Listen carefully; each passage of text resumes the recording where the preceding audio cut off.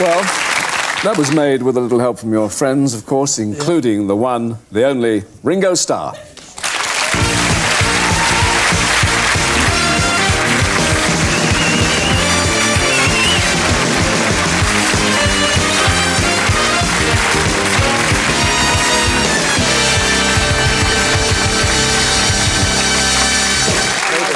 I've met you before. Take your hot Good evening. Good evening. I thought you were dead.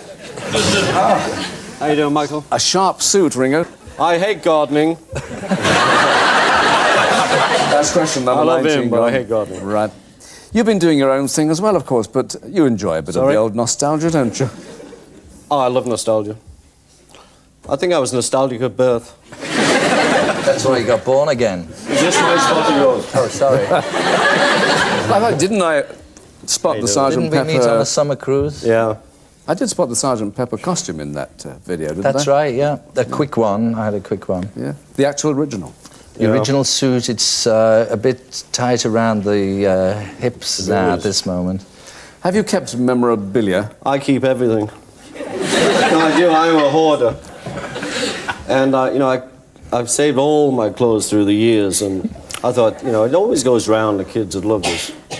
But the only time they ask me for any clothes is if there's a fancy dress party. They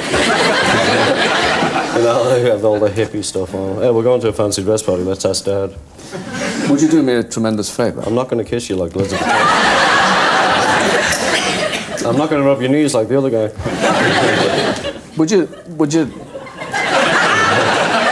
Would you take the shades off for a second? Yeah. Oh, these lovely orbs. Oh, he's got the bluest eyes in the world. But they're closed. Oh, yeah. Well, you have to keep them closed. The air gets at them. Now, what you haven't kept, of course, the fans have. Were they always desperate for souvenirs? I think we were real lucky. I think the only thing I ever lost in all those days of madnesses was half of my scalp, a shirt, and a gold necklace, which they gave me back in New York. We really weren't beat up too much. Wales was the worst place I ever went. What were they after? They were after my head. And, we had all these policemen, we'd walk down this, corridor of policemen, and some hand just came through and just grabbed my head. And this child would have died. I don't remember Wales. It's before you joined the group. Oh, yeah. That was Rory Storm and the Hurricanes. No, it was you, Georgie. But you were so much younger then. What did they nick of yours then, George? What they nick of mine? Somebody once broke in my house and nicked a pair of silk pyjamas. That was me. You've all four, of course, had your own special followers. How different was a Ringo fan from a George fan, say? I had the mothers. I had the mothers and the children, always have. George has the mystics, John had the intellectual college attitude. And Paul had the teenies. That shared out the human race quite well, really. Well, that, I feel, was part of our strength, where we were a band that were appealing to children, to grandparents, like the Stones, where they were mainly on a teenage attitude. You were... How you doing, Mick? You were always the down-to-earth one. That's right. But what did you... God, you're looking chubby. Thank you. Oh, sorry, I've got to behave. George is on. What did you make of... I was saying about you being down-to-earth. What did you make of the Indian episode? Well, the Indian episode was real interesting. I got 2 phone calls, one from George and one from John. We're going to Wales. See, he's always been to Wales. He doesn't remember. To meet the Maharishi, so I just got on the train because the guy wouldn't lie to me. So we met him in Wales, and then we all decided to go to this ashram in India. I think that I still thank Maharishi, for what he said, but in the end I felt he was telling me stories, but that's my problem. In the end, I mean, how long did you actually stick that course? 10 days. He ran out of beans. Yeah. He came all the way up the Himalayas with a big suitcase of beans and a suitcase of clothes. And I didn't like flies and spiders. No, can't stand them. But the interesting part was, you see, I can only eat bland food because I was very sick as a child. And so I'd have my beans, and then I was getting fed up with that. And so I said, "You got any eggs?" It's like eggs in the morning, you know. And so I caught these guys burying the shells in the ground as if God wouldn't notice. So I decided to leave after that. Oh, no, he doesn't see those. You lived in each other's pockets, didn't you? I mean, it was like being a family. Oh, he's always lived in mine. But you had family rows. I mean, what were the Yeah, main... we do. We have terrible rows. What was the main cause of your squabbles in the early days? Oh, I don't remember I'll leave that one ever up to having you, any. George. I don't remember any squabbles. You don't remember anything, do you? No. Instant amnesia. What about now? What makes you cross with each other now? Well, the last time we were cross was when George was suing me. See, what's nice though, he calls me up. Was cross. Yeah, he's still cross. The last time he calls me and say, "I'm going to sue you." I said, "No, George, don't be saying that." "No, I'm going to sue you. I don't like what you've done." Because he wrote this song and I had it mixed by somebody else. And he didn't like the mix, so he was going to sue me. So in the end, I said, "Sue me if you want, but I'll always love you." Speaking of which, you two shared a flat, didn't you? Yes, we did. Yes, we shared a flat. It's on the M1, wasn't it? Wadden House. Yeah, I had to get the jack out and Yeah, it was change the fabulous tire. sharing. Well, we shared a couple of places, actually. You know, when we first came down to London, you know, you're so insecure that we had to live together. You know, we weren't big boys and I'll have my own place. So I never left home. Who's going to make the tea and iron your shirts? George, what was he like to live with? Fabulous. Yeah, I mean, we only ever slept there anyway. We used to always be in the nightclubs, really, in those days. Georgie, you know all his lines about I was never a discothequer? Well, I wasn't. You had to drag him out of them, you know. Well, that was back in 64. Before 65, yeah. No, I stopped going to them around 1967, I think. Yeah, I stopped in 1980. But then you married, have a wonderful wife, you know. But then you rarely go to bed anyway, to sleep. I never go to bed. Yeah. I'm an insomniac, mainly. When I'm not an insomniac, I sleep. Well, that would cure it, I suppose. Let me set the record straight, though, about... This is George. He's a drummer. He's a drummer. I can't help it. It happens all the time. Am I making a noise on the mic? I tap all the time to my heartbeat. Oh. Well, it's getting slower, I better tell you.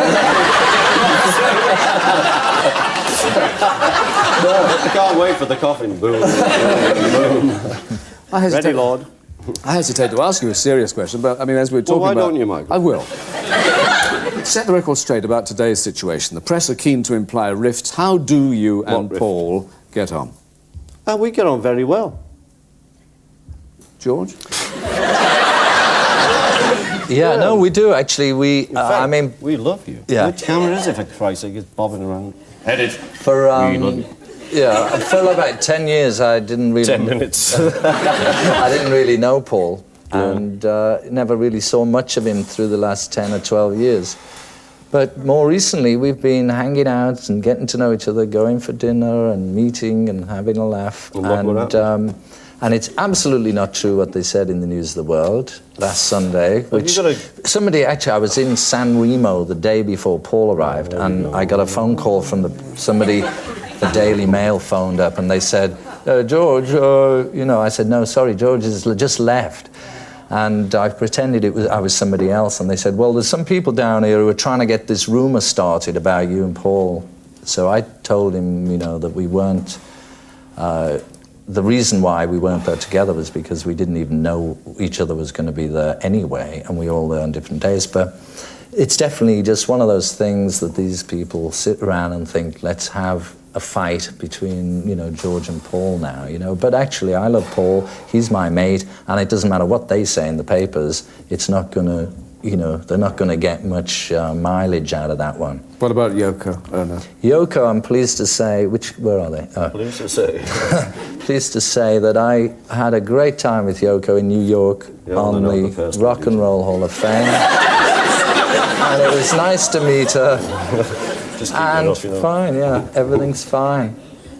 When I and the rest of us hear Lennon records, but still, of course, impossible for us to believe that he's gone. It must be, of course, 1,000,000 times more for you, mustn't it? Well, you've certainly brought the party down, Michael. It is, you know. I was stunned on the day, and I still... Shocked and stunned. I mean, Shocked I and cry stunned. easy, and I mean, just the other day, just because we're all sitting here, George and I watched this movie that Yoko was making about John, and I just get emotional. Oh, don't tell me, don't. No, I do, I get emotional, so... Like George I now. do, I still miss the man. I loved the man, I was close to the man. And he went out just in such a stupid way, you know. How did you hear And the news? guy's famous now, for God's sake. Yes, Yeah. that's the... What do you think of that? That's the cruel irony, of course, you're quite right. Stupid. How did you hear the news yourself? Well, I heard it. We were in the Bahamas at the time, and my stepdaughter, Francesca, called up, Barbara's daughter, and she said, something on the news about John. I said, well, what is it? Like the shooting and things like that? Well, you know, we don't know what it is, you know, I didn't really... I never ever went to, like, good night. And then they called back, and they said, yeah, he's actually been blown away. So we sat around just devastated, actually. I mean, I was just down. And so 5 o'clock in the morning, I ordered a plane and flew to New York just to see if there was anything, you know, you can do, but you can't, but you just, you know, when you get to that position or situation, you know, you just do something, and that's what Barbara and I did, because you couldn't have a holiday after that, you know. Yeah. So, George, how did you hear it? Yeah, I was in bed at the time in England, and I don't know, the call came through sometime in the morning, 4 or 5 in the morning. I didn't take the call.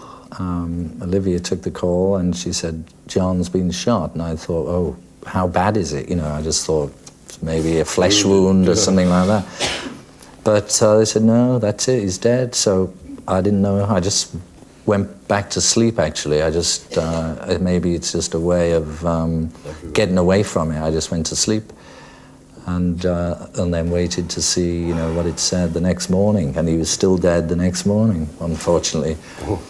But you know, I feel not so bad about it, in as much as you know, I had this, you know, unlike Ringo, when I went to Rishikesh in India, I went into meditation and had some good experiences, and I got to... I had some good experiences. I know you did, and you forgot to tell them that. Well, yeah, but he only asked about the eggs.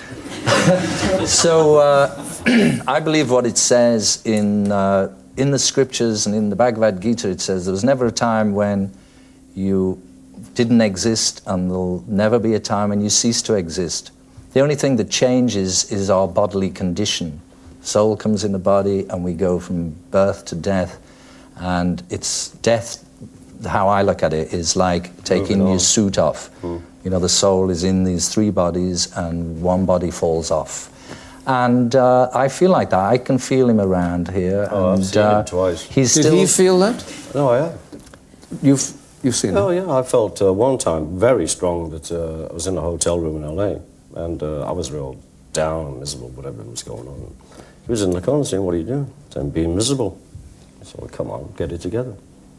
No, I believe, like George, on that respect, though we just did the jokey bit about the eggs, that we do continue.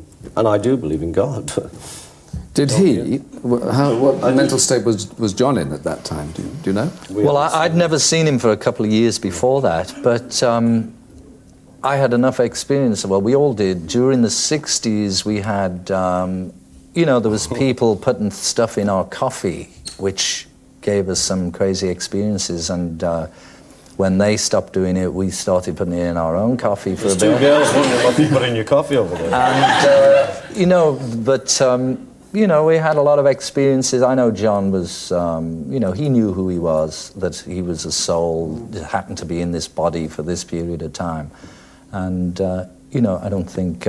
it's just the method by which you die, you know. I mean, I think it's nicer if you can consciously leave your body at death as opposed to just some lunatic shooting you on the street or having a plane crash, something like that. I think it's unfortunate the way he went out, but it doesn't really matter. He's okay, and life flows on within you and without you. How are you doing, Johnny? Would Over to you, Michael. Well, I was going to ask, would anything have persuaded you to, all that is, to reform the Beatles even for one night? And what kind of offers did you get anyway?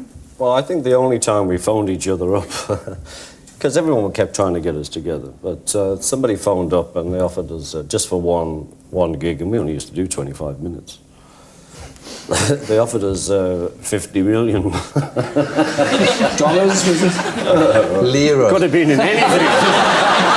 25 quid each. And I do remember, but George never called anybody. I remember calling everyone else, and them calling me saying, well, what do you think? 25 minutes, buying a new suit. So what stopped you then? We will never get it together. And I mean, we broke up, for all the reasons we know about. I mean, to get together. I don't really believe in like this getting together thing, really. Now, if we got together, it would be George, Paul, and Ringo. If we got together, it would not be the Beatles. We'll never do it with Julian because it'll be them, be George, Paul, what's my name? And Julian. You know what I'm saying? I mean, you would never go out there again with that. Well, I won't. I don't know about Georgie. Would you go out, Georgie, with that name? No, it wouldn't be the Beatles. But the thing is, it's not to say that, I mean, Ringo and I hang out occasionally and play some tunes together. I'm on the album. He's on the album, he was on the concert, and Paul does concerts, and as I say, we're getting to be friendlier with Paul. It's good chance someday maybe we'll write a tune and play together, but it won't be the Beatles, and if people expect us to be the Beatles, they're going to be disappointed, but you may see three old guys called John, Paul and Ringo who someday may sing a song together. I bet I don't get to sing. But you have other things to offer. I mean, look. Yes, Michael, you're telling them now. What about acting? Now acting. You've done. Couldn't get a job if I died. You've always been a film fan, haven't you? I love films. I love cameras, as you may have noticed.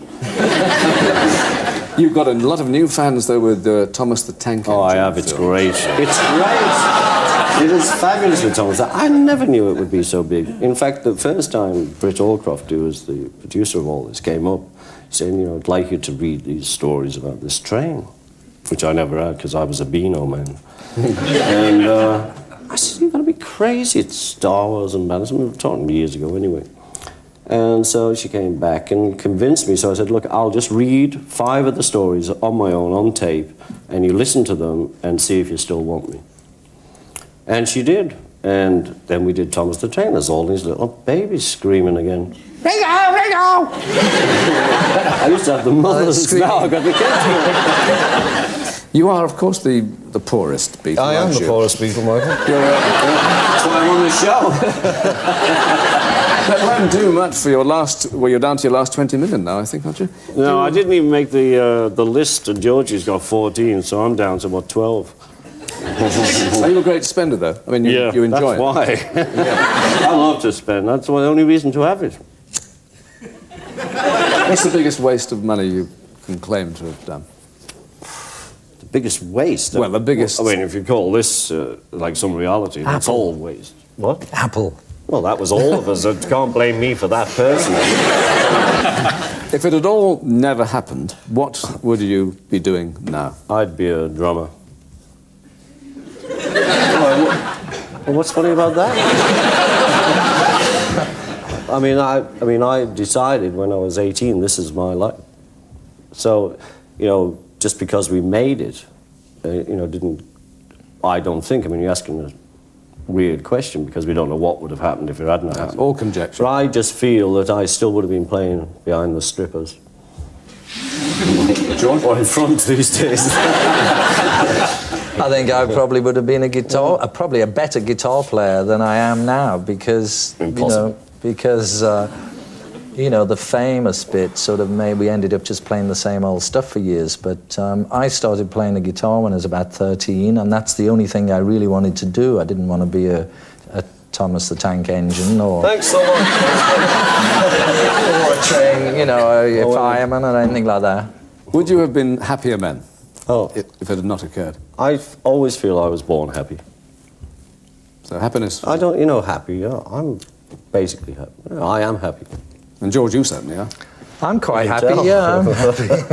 But you can't say, this is our lives, this is the only life I can remember, and I'm happy enough doing it. It's been up and down and good and bad, and in the end, I think all of us have come out of it reasonably sane and quite happy. Well, the rest of us are happy, and for all of us, it's been fab. Thank you very much indeed. Ringo Starr and George Harrison. Harrison. Thank you.